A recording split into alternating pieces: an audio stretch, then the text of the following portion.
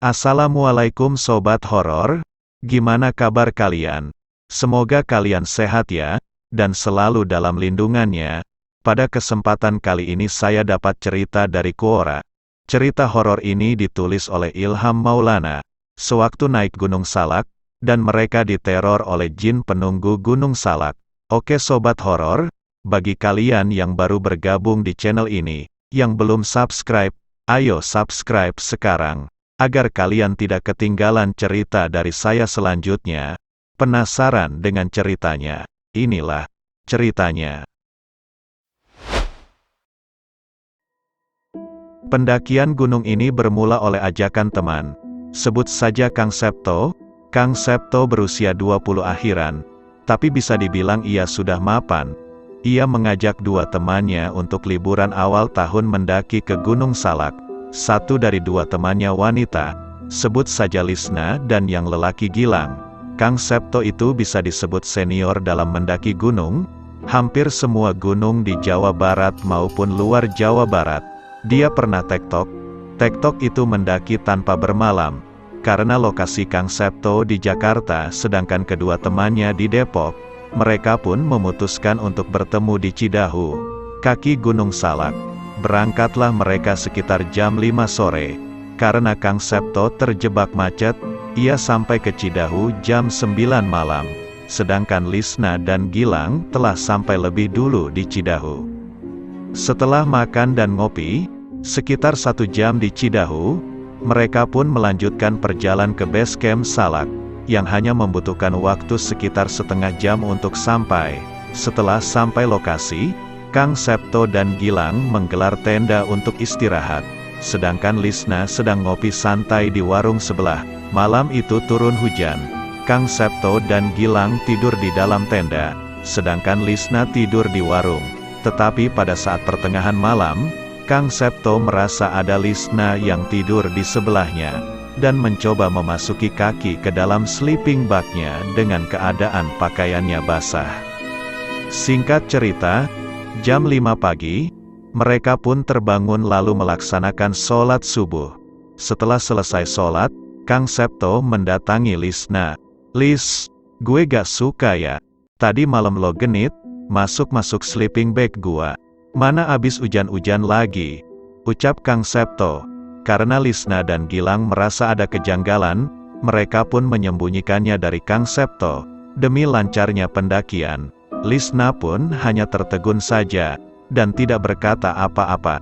Jam 7, mereka pun bersiap memulai pendakian. Salak itu ketinggiannya masih 2000-an ya. Kalau gitu gak akan terlalu memakan tenaga dong, ucap Kang Septo. Lihat saja sendiri nanti Kang, ucap Gilang. Oke, langsung next ke perjalanan turun. Karena selama naik dan camp tidak ada kejadian apa-apa. Setelah bermalam, mereka pun bersiap untuk menuruni gunung jam 8 pagi. Saat perjalanan turun, Kang Septo berada jauh di depan Lisna dan Gilang. Berbeda dengan waktu naik, yang menghabiskan waktu kurang lebih 8 jam. Menuruni gunung cukup setengah dari perjalanan naik, yaitu kurang lebih 4 jam. Jam 12 siang, Lisna dan Gilang telah sampai pos Bajuri. Tetapi anehnya, mereka tidak melihat Kang Septo. Mereka berdua pun bertanya ke pendaki yang camp di sekitar Bajuri ataupun yang lewat. Tetapi mereka tidak melihat ada pendaki yang turun dengan ciri-ciri khusus yang digambarkan Lisna dan Gilang. "Kita tunggu aja di sini, mungkin Kang Septo masih di belakang," ucap Lisna. "Ya udah, gimana baiknya aja lah.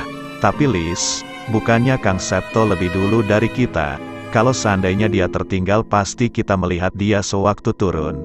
"Iya sih, udahlah jangan berpikiran negatif," ucap Lisna. Setelah 3 jam mereka menunggu, akhirnya Kang Septo pun ada dan langsung marah-marah ke Lisna. "Lis, lu tadi gimana sih? Udah gue panggil beberapa kali malah gak nyaut. Terus tadi gue lihat lu nyebrang sungai itu kemana? Perasaan gak ada sungai waktu naik?" tanya Kang Septo sambil marah-marah. "Ya udah, nanti aja dibawa deh ceritanya," ucap Lisna. Mereka pun melanjutkan perjalanan ke base camp. Sesampainya di base camp, barulah Lisna ceritakan semuanya ke Kang Septo. "Kang, ada banyak yang perlu diklarifikasi. Maaf sebelumnya tidak dikasih tahu lebih dulu. Pertama, pada saat kita bermalam di sini, di base camp, saya tidak tidur di tenda, melainkan tidur di warung ini. Nih si ibu warung saksinya. Lalu pada saat tadi kita turun, sudah jelas akan lebih depan dari kita. Mana ada saya sama Gilang menyusul, saya pun bingung pada saat itu. Untung masih menunggu di Bajuri. Dan di situ Kang Septo langsung panik, benar-benar bingung." Singkat cerita, setelah Kang Septo mengetahui semuanya, ia pun memutuskan untuk langsung pulang, dan tidak ingin berlama-lama di situ. Setelah kembali ke rumah masing-masing, Kang Septo pun bermalam di rumahnya sendiri. Karena ia masih single, pagi harinya, ia mendengar seperti ada seseorang di kamar mandi. Saat dilihat tidak ada, tetapi anehnya ada jejak kaki yang seakan baru keluar dari kamar mandinya. Karena kejadian itu, Kang Septo pun merasa sedang diikuti oleh makhluk di Gunung Salak. Ia pun langsung menyuruh Lisna dan Gilang pergi ke Jakarta untuk menemaninya sementara. Sore harinya, Lisna dan Gilang telah tiba di kediaman Kang Septo. Setelah berbicara panjang, Gilang menyarankan Kang Septo untuk pergi berobat ke pedalaman Banten. Keesokan harinya, tibalah mereka di tempat paranormal. Tapi paranormal itu tidak bisa menangani masalah Kang Septo. Ia malah menyuruh Kang Septo untuk pergi ke paranormal lainnya, yang lebih tinggi ilmunya. Setelah sampai ke tempat kediaman paranormal kedua, ia telah mengetahui bahwa Kang Septo diikuti jin penunggu Gunung Salak. "Ini mah tidak bisa diusir oleh saya. Dia jin menyukai kamu Septo. Tapi jika kamu ingin mengusir dia, antarkan dia kembali ke Gunung Salak. Lalu bacakan ini," ucap paranormal itu. Lalu ia memberi mantra pada si Septo. Setelah mendengar penjelasan paranormal, tanpa berpikir panjang Kang Septo langsung pergi ke Gunung Salak. Setibanya dia dekat gerbang Gunung Salak, Kang Septo mengaku bahwa untuk turun dari mobil saja sangat berat sekali. Jarak parkir ke gerbang Gunung Salak sangat dekat, tapi Kang Septo merasa seperti menggendong 5 orang dewasa. Berat sekali. Tetapi ia memaksakan, karena ingin segera lepas dari ketakutan. Tidak lama Kang Septo berhasil masuk gerbang Gunung Salak, lalu melakukan apa yang diperintahkan paranormal. Mantra selesai dibaca. Apa yang terjadi? Makhluk itu pun memperlihatkan wujudnya dan pergi seraya berkata, "Selamat tinggal."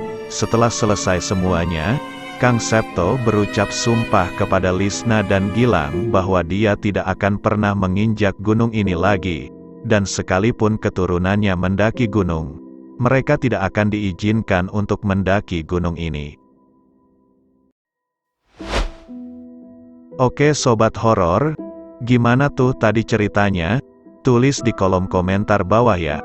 Bagi kalian yang suka dengan video ini, like videonya, dan buat yang tidak suka dislike videonya, jangan lupa like, komen, subscribe dan share sebanyak-banyaknya, agar kalian tidak ketinggalan cerita terbaru dari saya. Terima kasih.